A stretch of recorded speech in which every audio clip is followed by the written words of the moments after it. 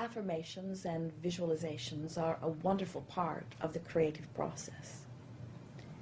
We like to describe the creative process as a three-step process, and most people don't initially see it quite this way. But once you get a sense of this, your creations come into place often much more quickly. Step one is where you ask for what you want. It's where the contrast helps you to define what it is you want. And of course you always know more clearly what you do want when you are aware of what you don't want. So the variety is very helpful. In that contrasting experience, these rockets of desires literally shoot forth from you. Step two is Source answers your request. So step one happens without you needing to worry about it or work on it, because life just provides enough variety that desires are naturally born from you. And Source follows that rocket of desire and literally becomes it. In other words, we've written a book called Ask and It Is Given, and we think it is the best title that ever could be given to a book because it speaks of the whole process within the title. When life causes you to ask, it is given. But what happens is, you're asking often from your place of knowing more clearly what you don't want. So even though Source knows what you want and becomes a vibrational match to it and calls you incessantly toward it, if you are not a vibrational match to what you are asking for, you can't let it in. You don't allow it, you see. So step three of the process is you must be a vibrational match to your desire. In simpler terms, you can't feel the need for money and the discomfort of lack of money and let the money in. It's a different vibration. If you feel poor, you can't become prosperous even though you're asking for prosperity and even though Source has lined it up for you. You have to be a vibrational match to what you're asking for. And that's why it is so important that you pay attention to the way you feel and you keep reaching for improved feelings of relief so that you can, by reaching for better feelings, coach yourself into vibrational alignment with the very things that you are asking for.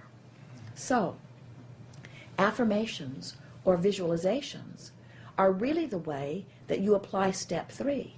Most people think that they are step one. They think that the affirmation or the visualization is how I ask the universe for what I want. But you've already asked the universe for what you want through the living of life, through the feeling of contrast, through the launching of the rockets of desires. And Source has already answered what you want. The solutions to your problems have already been given. The answers to your questions have already been given. But you must find a way to make yourself to them. And so when you speak an affirmation, when you say, it is my desire to achieve this, and I see myself already having achieved it.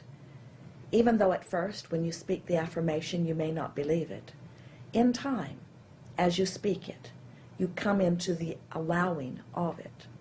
And of course, there are many people speaking affirmations who are not receiving what they are speaking because they're using words and wanting the words to make it so. But the universe does not respond to your words. The universe responds to your vibration. And your emotions indicate what your vibration is.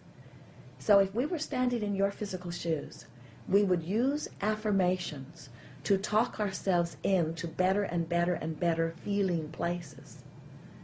So you're using your affirmations just to call you a little bit further from where you are to where you want to be, building your own bridges, so to speak.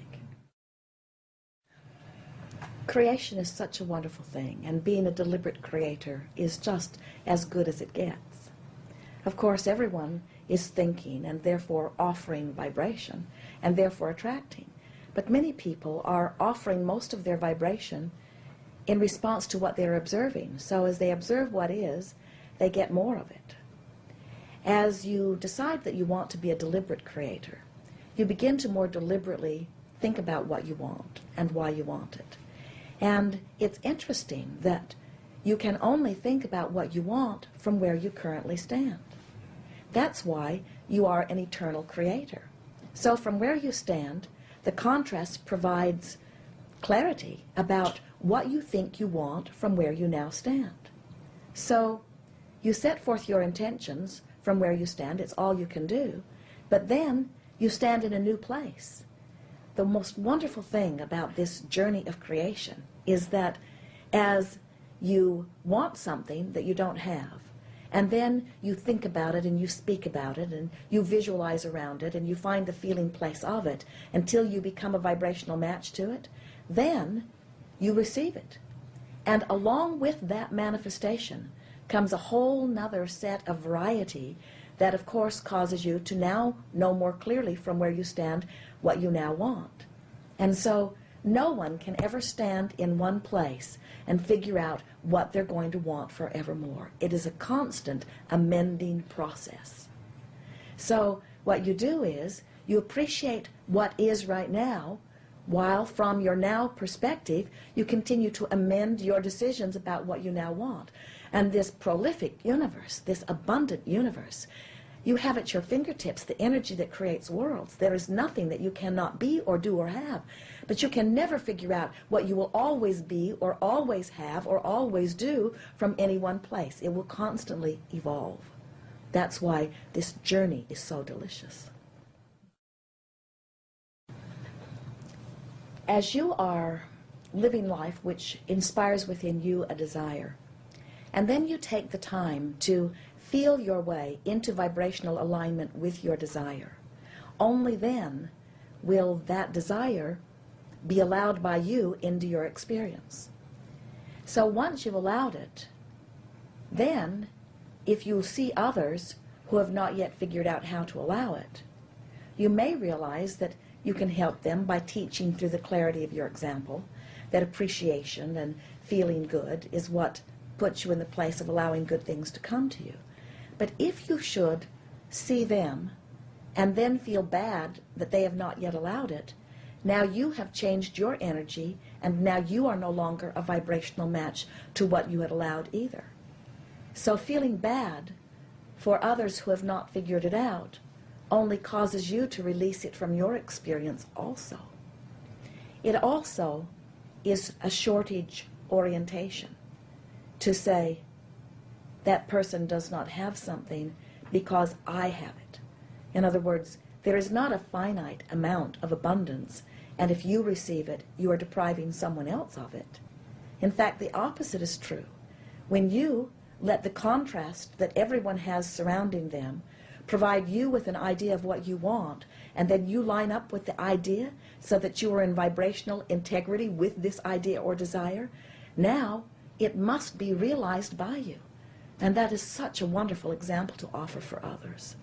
But if you believe that there is only so much to go around, and you are getting it, first of all, you could not let yourself receive it under those conditions, you see.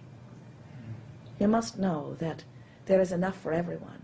And those who are not allowing it into their experience are not being deprived of it because someone else did allow it into their experience.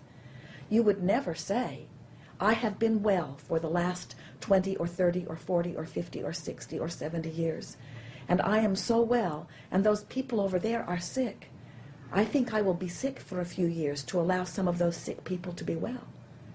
You don't look at it that way because you know you're not using up the wellness and depriving them of it, and you are not using up the abundance and depriving them of that either.